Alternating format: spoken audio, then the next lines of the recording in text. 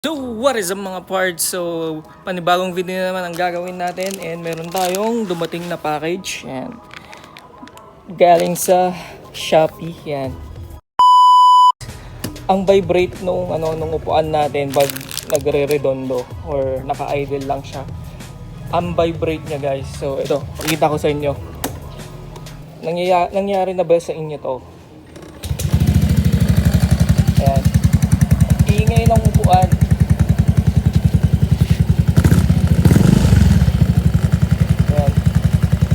So, solusyonan natin yan. Kaya lang, patayin ko muna. So, susolusyonan natin yan is gamit ito. Ayan. Unpack natin siya. Ayan, kumuha ko ng 4 para dun sa NMAX din. Tapos, ito is ilalagay natin dito sa may loob.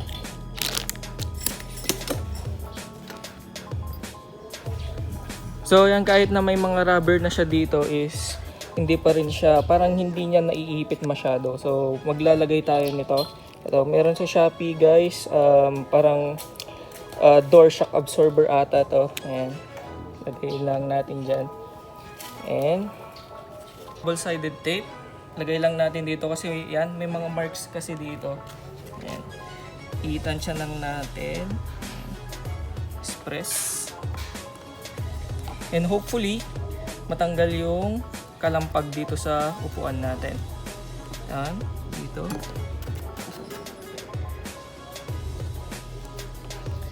Ayan.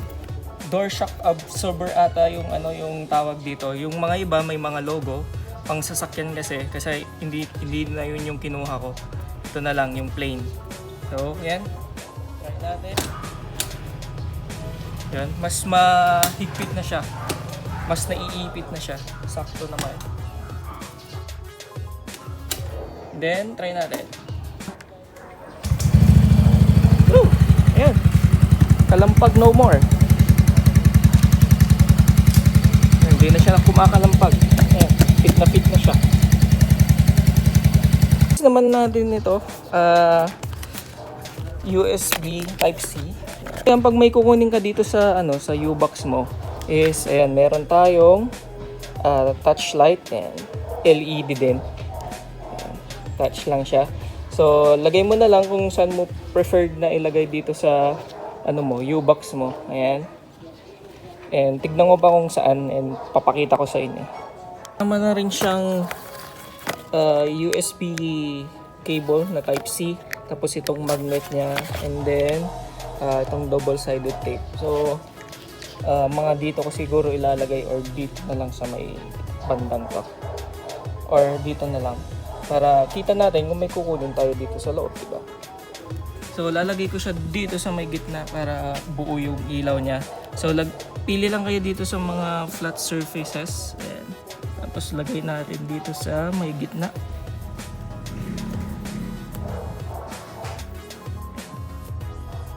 So, dyan siya.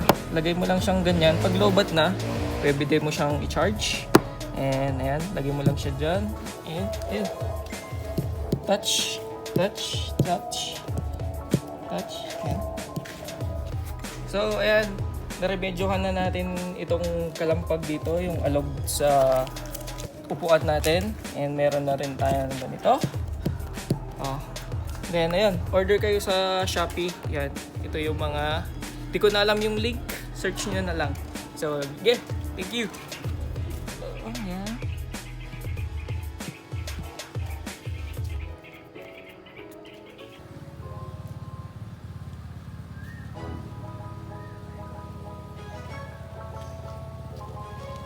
Lagay din tayo dito sa NMAX natin. So, ito yung NMAX natin. Ayan, pasensya na kayo. Maalikabok siya kasi hindi na natin siya masyado nagagamit. So tulad dun sa fashion natin, maglalagay din tayo ng touchable na ilaw, ayan, LED. So plano ko siguro ilagay dito kasi ito yung pinaka-flat na surface. So ito yung yung touch light, yan. LED, malakas siya, yan. May charger siya, Type-C. So yung nasa box is kasama na tong Type-C charging cable. and itong ano, magnetic niya, yung mga 3Ms para ilagay dun sa surface, and ito yung metal.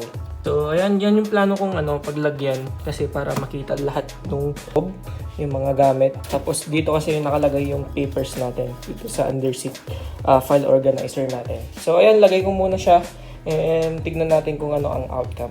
So dito ko siya piniling ilagay. Lagay na natin dito. Ayan, touch lang. Liwanag naman siya. Then pag na-lowbat, pwede mo siyang tanggalin, and then yan, magnetic siya. Yan lang, touch lang. Dito na muna magtatapos tong video natin, and simple vlog lang to. Mga ano lang, mga konting borloloy lang sa motor natin. So ayun, hope nakatulong.